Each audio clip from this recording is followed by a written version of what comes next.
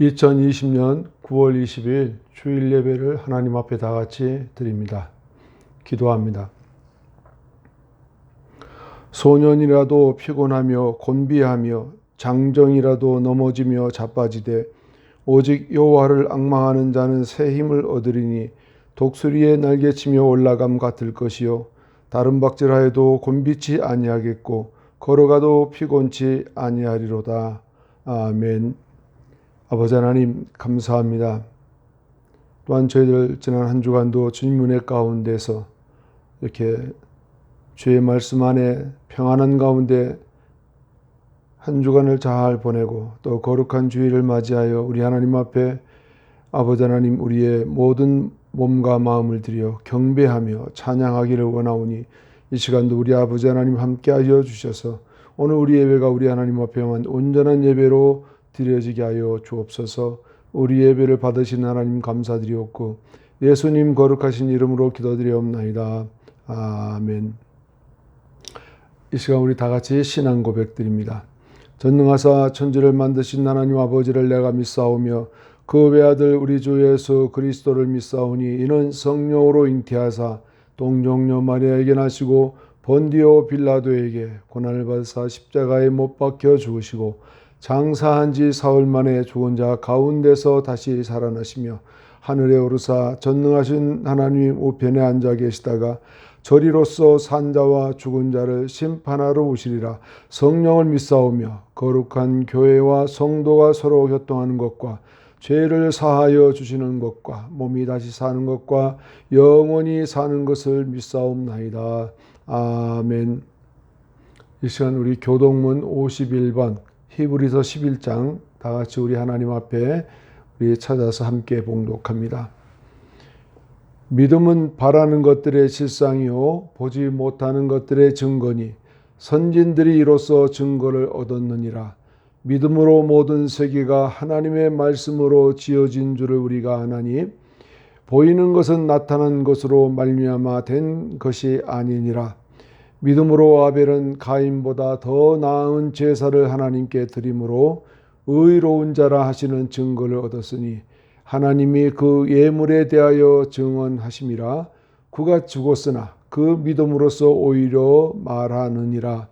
믿음으로 에녹은 죽음을 보지 않고 옮겼으니 하나님이 저를 옮기심으로 다시 보이지 아니하리라.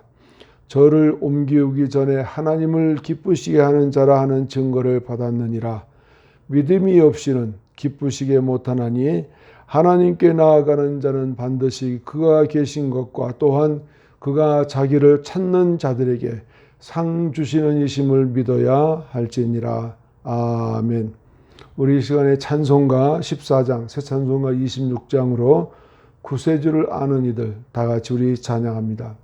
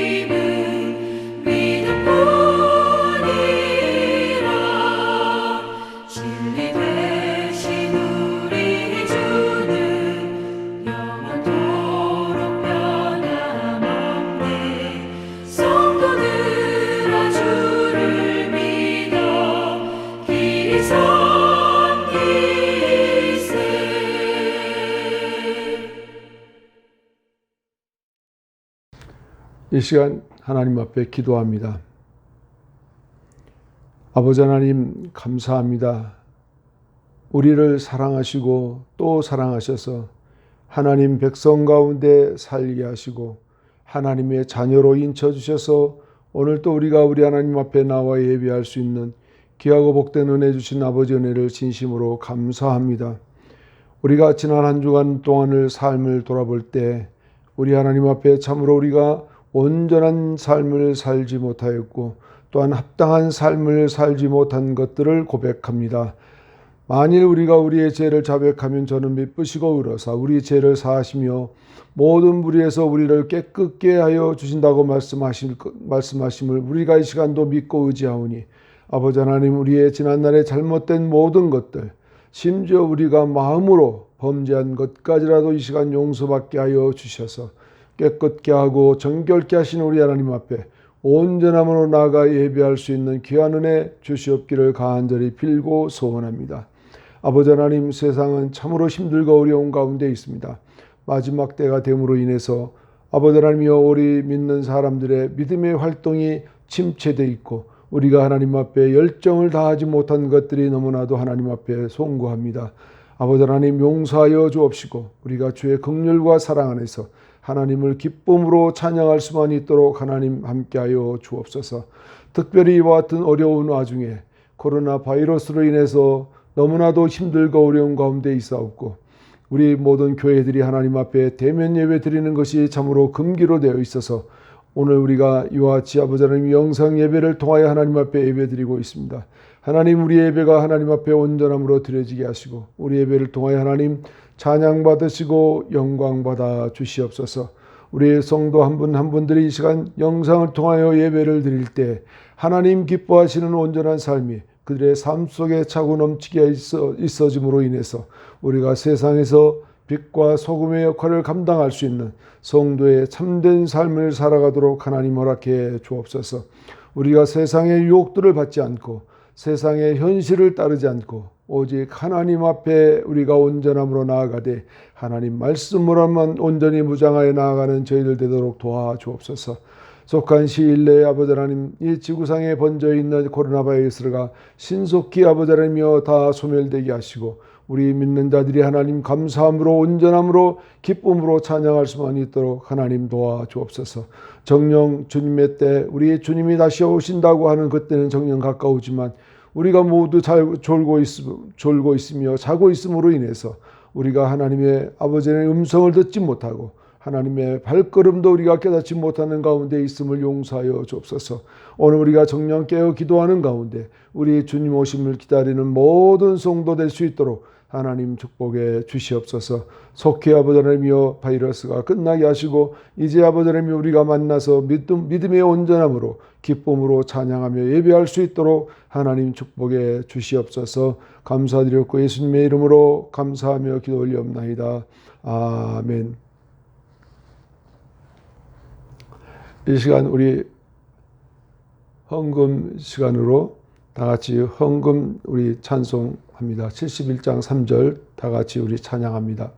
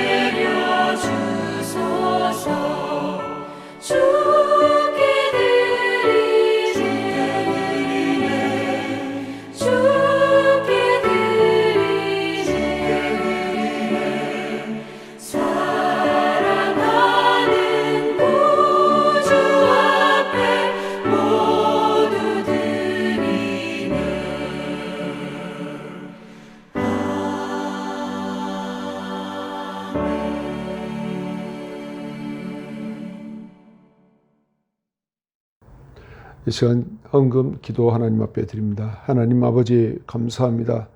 오늘 또 우리가 주의 은혜 가운데 정성을 모아 하나님 앞에 드려지는 예물들이 복되게 하시고 형통케 하시며 이 드려진 물질들이 참으로 하나님 나라를 위하여 쓰임되는 귀한 물질 되기를 소원합니다.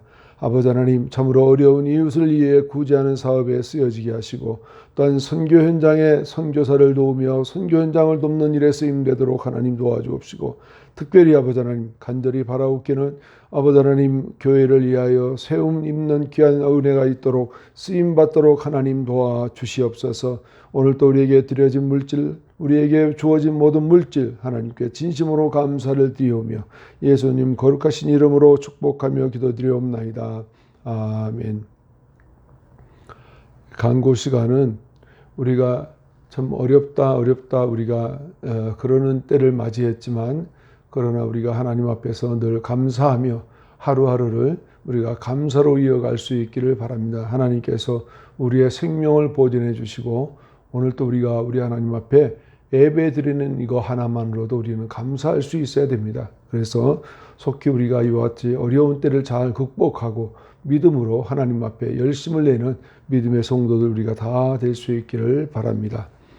이 시간 찬송가 251장, 새 찬송가 518장 기쁜 소리 들리니 찬송이 다 같이 드립니다.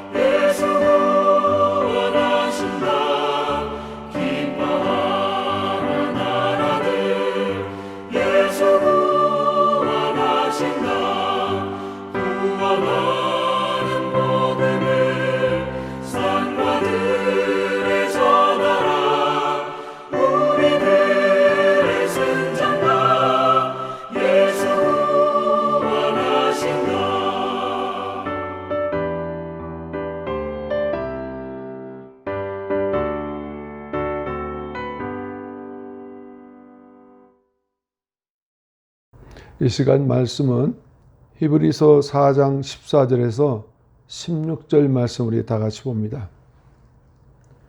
그러므로 우리에게 큰 대제사장이 있으니 승천하신 자 곧 하나님의 아들 예수시라. 우리가 믿는 도리를 굳게 잡을지어다. 우리에게 있는 대제사장은 우리 연약함을 체휼하지 아니하는 자가 아니요 모든 일에 우리와 한결같이 시험을 받은 자로 돼 죄는 없으시니라. 그러므로 우리가 긍휼하심을 받고 때를 따라 돕는 은혜를 얻기 위하여 은혜의 보좌 앞에 담대히 나아갈 것이니라. 아멘. 성경에서 유대인들이 지켜야 할 절기들이 있습니다.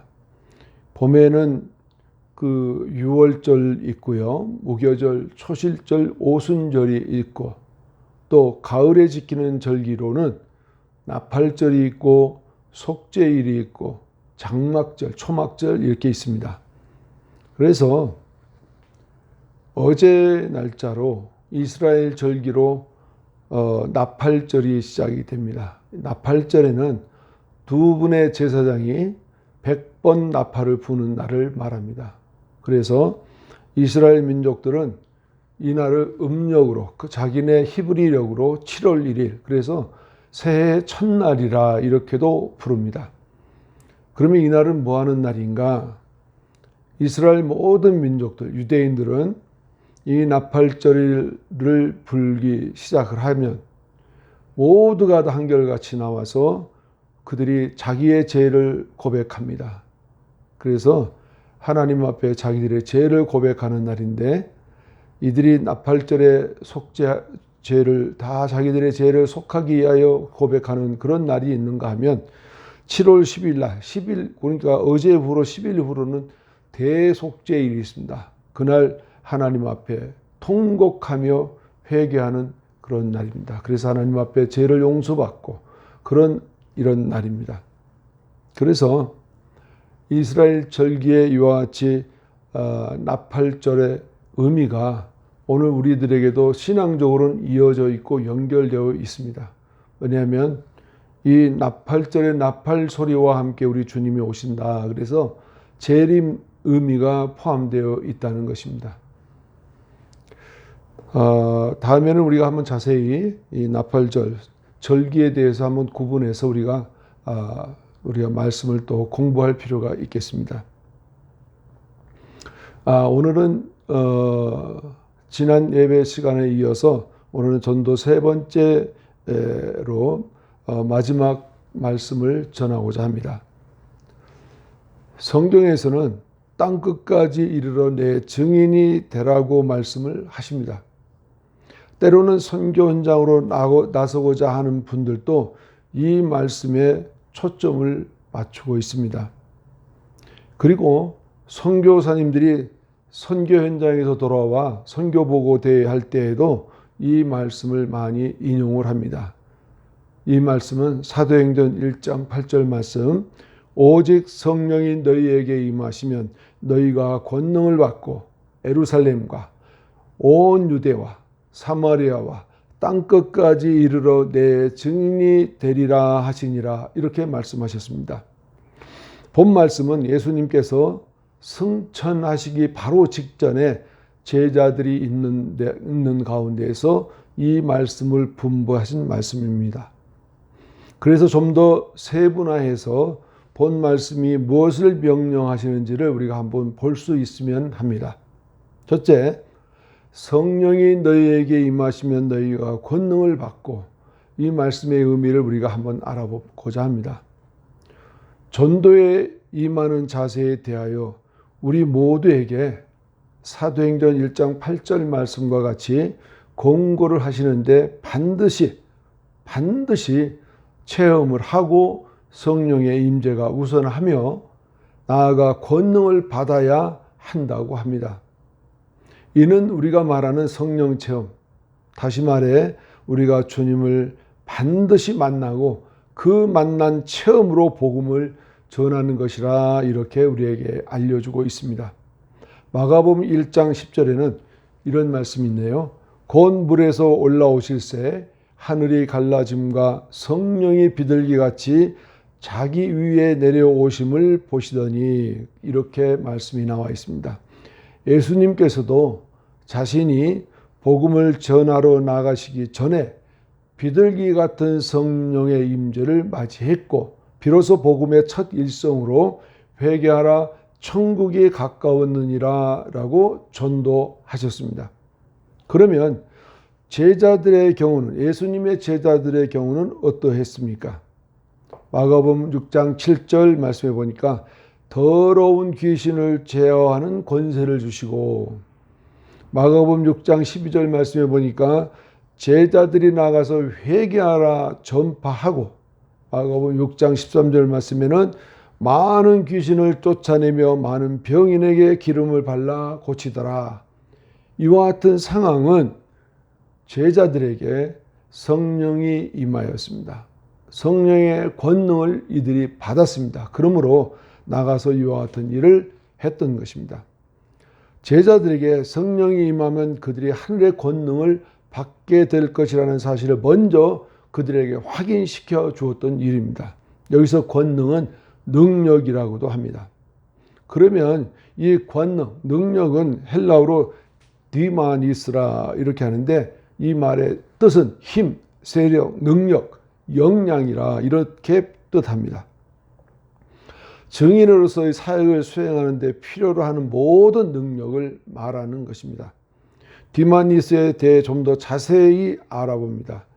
우리가 성령을 받아야 할 이유인 것입니다. 첫째, 디마니스의 첫째의 뜻은 성취할 만한 능력, 체력을 의미합니다. 이 성경에는 어디에서 이런 표현이 나와 있냐면 열왕기상 18장 46절에 찾아보면 이런 말씀이 나와 있습니다. 여호와의 능력이 엘리야에게 임하매 저가 허리를 동이고 이스라엘로 들어가는 곳까지 암 앞에 달려갔더라. 이런 말씀이 나옵니다. 이 말씀의 사건은 뭐냐면 엘리야가 이단 선지자들과 함께 갈멜산에서 너희가 믿는 신이 참이냐 우리가 믿는 신이 참이냐 해서 그들이 갈멜산에 모여서 제사를 드리는 그런 환경입니다. 그 환경, 그 제사를 다 마치고 이스라엘이 당시에 3년 6개월 동안 비가 오지 않았는데 엘리야가 모든 걸 승리하고 저 동편에 떠오르는 손바닥만한 구름이 떠오르는 거 보고 이제 곧 소낙비가 옵니다 라고 하면서 아합 왕에게 빨리 마차를 타고 달려가라고 합니다. 마차를 타고 달려가는 그 마차가 빠릅니까? 사람이 뛰어가는데 사람이 뛰어가는 게 빠릅니까? 마차가 말을 몰고 달리는 게 빠르겠죠. 아합 왕이 그렇게 말을 타고 달려가는데 엘리야가 얼마나 힘이 셌는지 권능을 받고 나서 달려가는데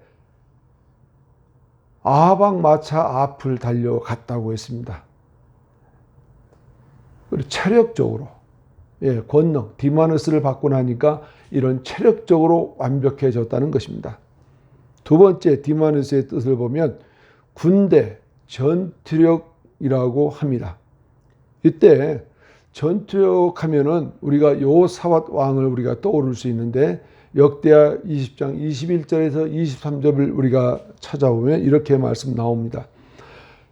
21절 말씀에 백성으로 더불어 의논하고 노래하는 자를 택하여 거룩한 내복을 입히고 군대 앞에서 행하여 여호와를 찬송하여 이르기를 여호와께 감사하세 그 자비하심이 영원하도다 하게 하였더니 그 노래와 찬송이 시작될 때 여호와께서 복병을 두어 유다를 치러온 암몬 자손과 모압과 세일산 사람을 치게 하심으로 저희가 패하였으니 곧 암몬과 모압 자손이 일어나 세일산 거민을 쳐서 진멸하고 세일 거민을 멸한 후에는 저희가 피차에 살육하더라.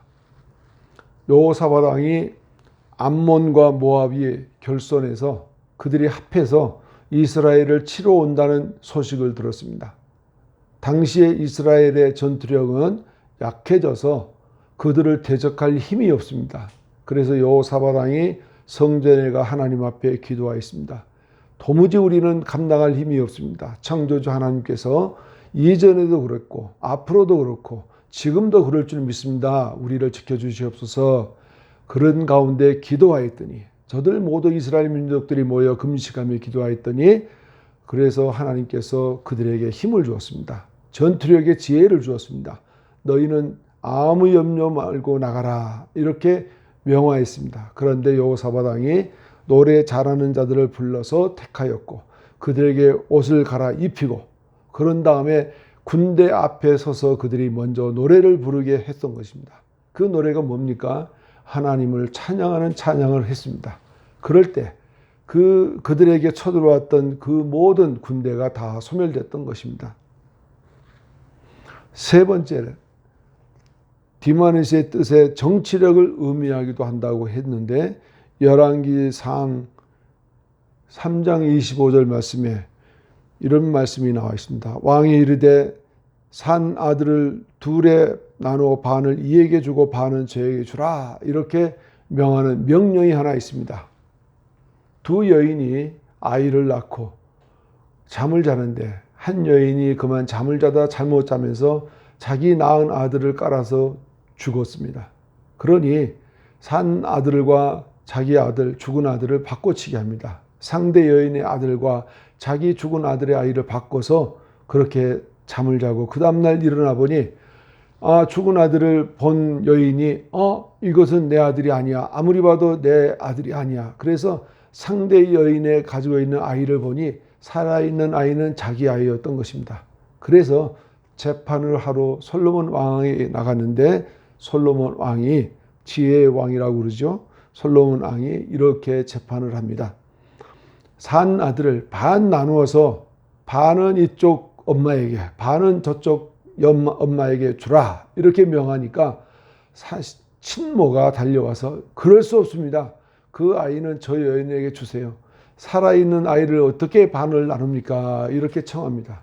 그러자 솔로몬 왕이 심판을 내립니다. 이 여인을 반으로 나누지 말자고 했던 저 여인에게 돌려주어라. 이 아이가 저 여인의 아들이다. 이렇게 판결을 내렸던 것입니다. 이상에서 본 바와 같이 권능은 성령을 받은 이들에게 나타나는 현상을 우리가 보았던 것인데요. 성령이 임하면 하나님의 권능, 능력이 나타나는데 우리는 현재 상황을 초월해서 변하게 되는데 그에게 나타나는 증상들을 우리가 살펴보면 이렇습니다. 첫째, 증인의 역할을 하는데 어려울 것인데도 사역을 수행할 능력이 생긴다는 것입니다. 두 번째, 도대체 능력이라고는 하나도 없는데 성취할 만한 능력이 나타난다는 것입니다. 세 번째, 그리고 파워라고 힘이라는 것이 있어 보이지가 않는데 파워가 넘쳐난다는 것이죠. 우리 조금 전에 보았던 엘리야처럼 말입니다. 그 다음에 네 번째로 능숙한 지도력이 발생하여 많은 사람을 리드할 수 있는 카리스마가 생겨나게 됩니다. 이와 같은 증상들은 우리가 하나님의 성령이 임하고 권능, 능력이 나타나면 이 네 가지의 증상들이 그 나타난 사람에게 있어진다 하는 얘기입니다. 하나님의 본질은 힘입니다. 힘의 부여는 성령의 선물과 결부되고 성령의 선물은 그리스도에게 그의 권세를 돌려드리는 것을 말합니다. 왜냐하면 우리가 사명을 감당함으로 그렇게 되어지는 것입니다. 또한 이 권세는 증인의 사명이 있겠고 전도의 사명도 있게 되는 것입니다. 그리고 귀신을 쫓아내거나 병자를 고칠 때 행사할 수 있는 능력을 지니는 권세도 우리가 갖게 됩니다. 예전에 병 고치는 은사를 받은 분들이 가끔은 환자 있는 곳을 찾아가서 그 환자들을 기도하면서 치료하는 것들을 보셨죠. 이와 같은 것들이 성령이 임하고 권세, 권능을 받으면 이와 같이 할 수 있다 하는 얘기입니다. 이상에서 본 바와 같이 성령이 너희에게 임하시면 너희가 권능을 받고라는 것이 우리에게 해당되는데 우리도 그와 같이 성령의 권능을 받아야 됩니다. 두 번째로 보면 예루살렘과 온 유대와 사마리아와 땅끝까지 이르러 이런 말씀이 나와 있죠. 예수님 당시 전도의 훈령은 지리적 여건이라고도 할 수 있는 상황 때문에 문전 파악이 첫째로 다가온 것인데 그것이 바로 예루살렘부터 온 국가적으로 이어지며 나아가 전 세계적으로 나아가게 되는 것입니다. 문장에서 다가온 첫 느낌은 무엇을 의미하는지요? 우선 그리스도인들은 성령이 임하면 자신에게 가장 가까운 사람들로부터 그리고 나아가 이웃에게 권능이 나타나는 것이 올바른 과정이고 이어서 선교의 영역으로 이어집니다. 이런 측면에서 볼 때 사도들이 앞으로 감당해야 될 사역의 영역을 요약하고자 합니다. 즉 사도행전의 기록에 의하면 복음 전도가 이행되어 가는 과정을 우리가 볼 수 있게 되는데, 그 첫 번째로 사도행전 1장에서부터 7장까지는 예루살렘에서 선교가 시작됩니다. 전도가 시작되는 얘기죠. 두 번째로 8장 1절부터 11장 18절까지 보면 온 유대와 사마리아를 거쳐 나갑니다. 복음이. 그리고 11장 19절에서부터 28장 31절 끝까지 보게 되면 온 세계로 복음이 확장되어져 나가는 것을 알 수가 있습니다. 그러나 누가복음에서는 좀 영역이 이렇게 표현됩니다. 복음 사역의 지리적 상황이 어떻게 이어지는지 보십시오. 첫째, 갈릴리로부터 시작을 해서 베레아로 나아가서 그 다음에 예루살렘까지 이어지는 상황을 봅니다. 누가복음에서는 이렇게 나와 있습니다. 그래서 본서의 경우는 예루살렘에서 시작하여 로마까지 퍼져나가는 그런 경향입니다. 세 번째로 보면 내 증인이 되리라, 이 말씀이 있는데, 영어의 순교자는 마르티어라고 하는데요. 이 말의 그 뜻은 증인이라 하는 얘기죠. 헬라어 마르티스라고 하는데, 이 마르티어라는 말이 헬라어 마르티스라는 곳에서 유래된 말이라고 합니다. 증인은 순교적 자세를 가지고 보고 들은 것을 증거해야 함을 암시합니다. 요한일서 1장 1절 말씀에 보니까 태초부터 있는 생명의 말씀에 관하여는 우리가 들은 바요, 눈으로 본 바요, 주목하고 우리 손으로 만진 바라, 이런 말씀이 있습니다. 죽음을 두려워하지 않는다는 것이죠. 성령의 권능을 받는 그들에게는 복음을 전하는 일이 이어질 것인데, 복음을 전하는 일에는 생명과도 연장되는 현장이 나타납니다. 렌스키라고 하는 목사님은 내 증인이란 것을 이렇게 말씀하시는데요. 첫째로 나에 의해서, 예수 그리스도에 의해서 우리가 복음을 전한다, 증인이다, 이런 말이고요. 두 번째, 나를 위해서, 예수 그리스도를 위해서 우리가 내 증인이라, 이런 말을 사용합니다. 세 번째로 나 예수 그리스도에 관한 모든 것을 증거하는 것을 우리가 다시 말해 내 증인이라, 이렇게 말씀을 했는데, 렌스키 목사님이 이렇게 말씀을 했습니다. 그리고 내 증인이 되리라는 이 사실은 미래 시제입니다. 앞으로 있어질 일에 대한 것을 미리 말씀해 주신 것이죠. 성령 강림의 약속의 실현과 더불어 제자들이 본격적으로 증인의 사역을 감당하게 될 것을 예언하시고 있었던 것입니다. 이상에서의 설명을 들으니 우리의 전도와 선교의 자세에 대해서 말씀인 것 같습니다. 만약 우리가 예수님의 명령처럼 아니한다면 어떤 일이 일어날 수 있을까요? 그것은 현장에서 바로 실패를 경험하게 되기도 하는데, 이것을 주의해야 합니다. 사도행전 9장 15절 16절 말씀에 한번 잠깐 보면, 악기가 대답하여 가로되 예수도 내가 알고 바울도 내가 알거니와 너희는 누구냐 하며, 악기 들린 사람이 그 두 사람에게 뛰어올라 억제하여 이기니 저희가 상하여 벗은 몸으로 그 집에서 도망하는지라, 이런 말씀이 나와 있습니다. 이들은 성령 체험을 하지 않는 것 때문에 이런 일을 당하게 되는 것이죠. 오히려 이런 것 때문에, 잘못 우리가 전도를 시작한 것 때문에, 우리가 성령의 권능을 받지 않고 우리가 전도 현장에 나간 것 때문에 우리가 그것으로 인해서 전도의 트라우마가 발생할 수도 있습니다. 우리에게 발생하는 트라우마는 한 번 발생하면 평생 가는 수도 있습니다. 그래서 우리에게 전도의 트라우마가 발생하면 평생토록 전도에 나서지 못하는 경향이 있습니다. 그러므로 주의해야 됩니다. 다만 성령이 함께 하시고 권능으로 행하시면 마귀는 절대 힘을 발휘하지 못합니다. 누가복음 12장 12절 말씀에는 이렇게 나와 있습니다.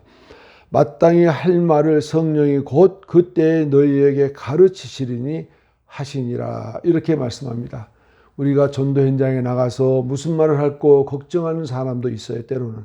그렇지만 누구를 만나서 어떤 전도를 하고자 할 때에도 성령 하나님께서 그때그때 우리에게 지혜를 주어서 할 말을 주시고 상대방에게 복음을 전할 수 있는 이와 같은 힘도 주신다는 거죠. 또한 때를 따라 돕는 것은 물론이며 때에 맞는 말을 사용하게 된다고 할 수 있습니다. 자, 그러면 오늘 전도의 세 번째 마지막 말씀으로 그 첫 번째, 전도자는 진정한 사랑으로 행하는 것입니다.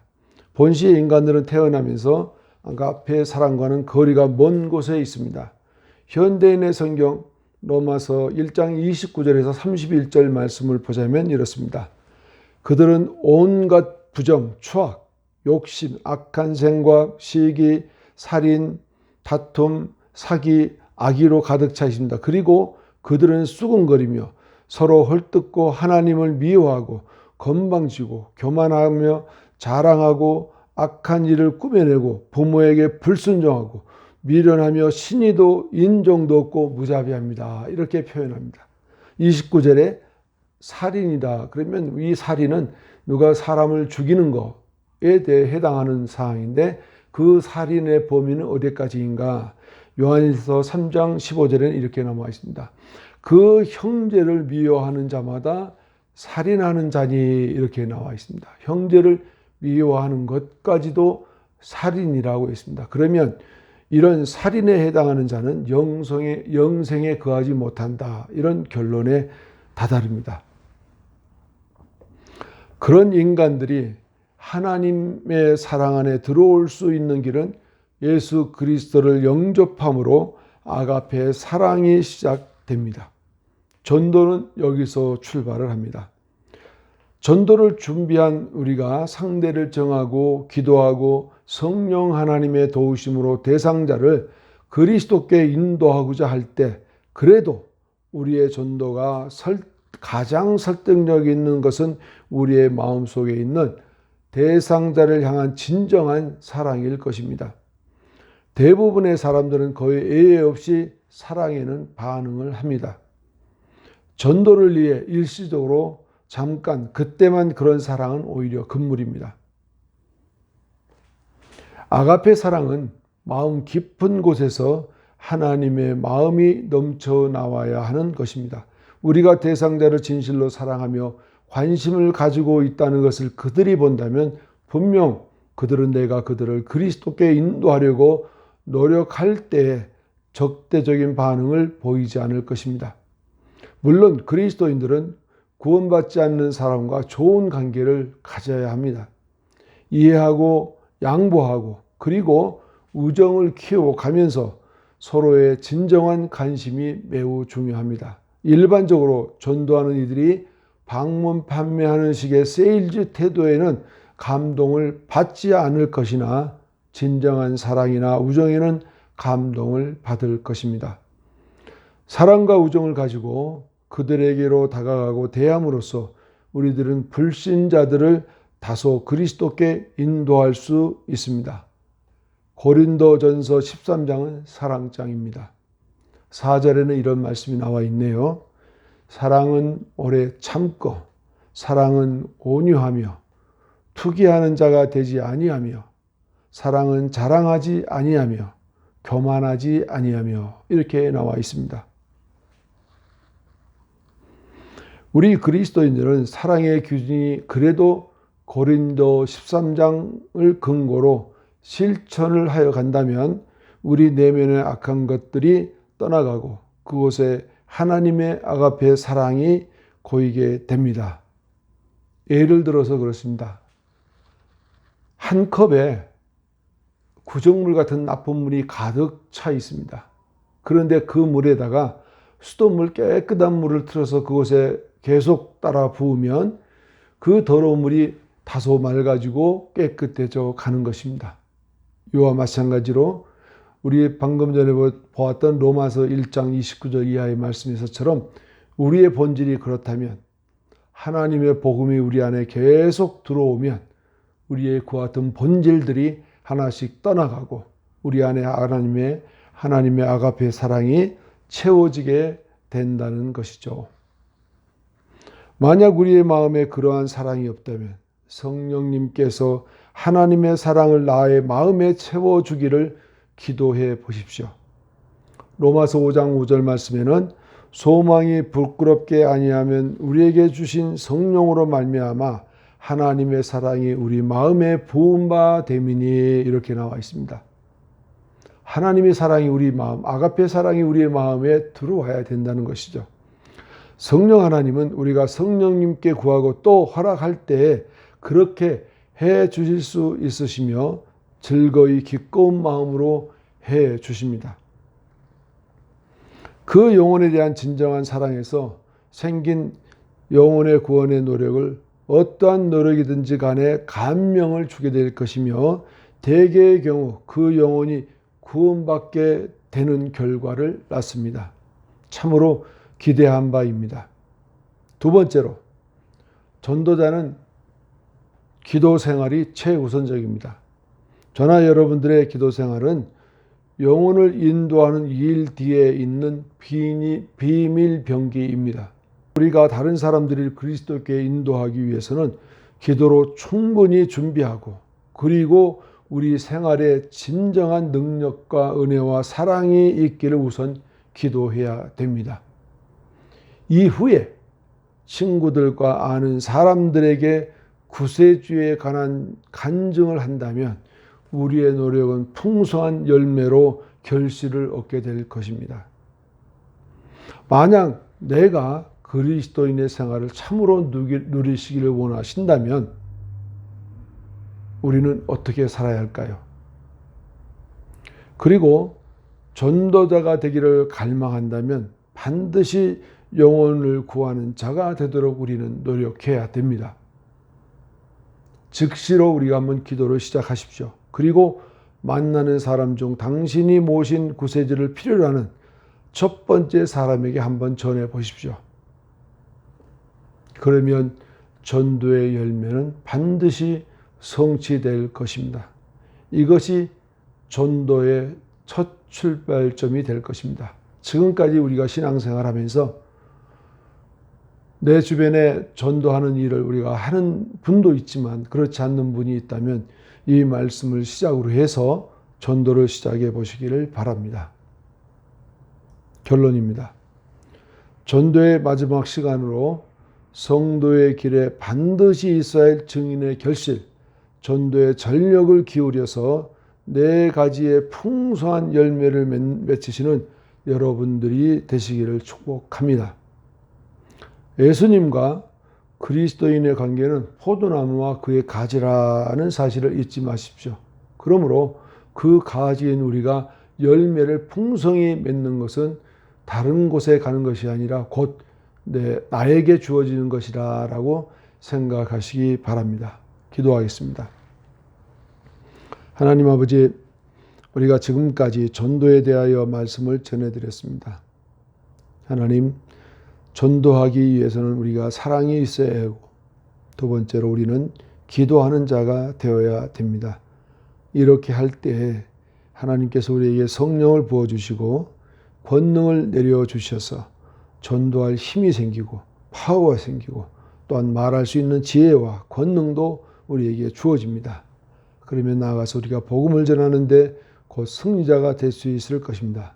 이 말씀을 듣는 모든 이들에게 하나님의 이와 같은 은혜와 은총이 넘치기를 원하오며 예수님의 거룩하신 이름으로 기도드리옵나이다. 아멘. 이 시간 우리 찬송가 265장, 새 찬송가 515장, 눈을 들어 하늘 보라, 다 같이 우리 찬양합니다.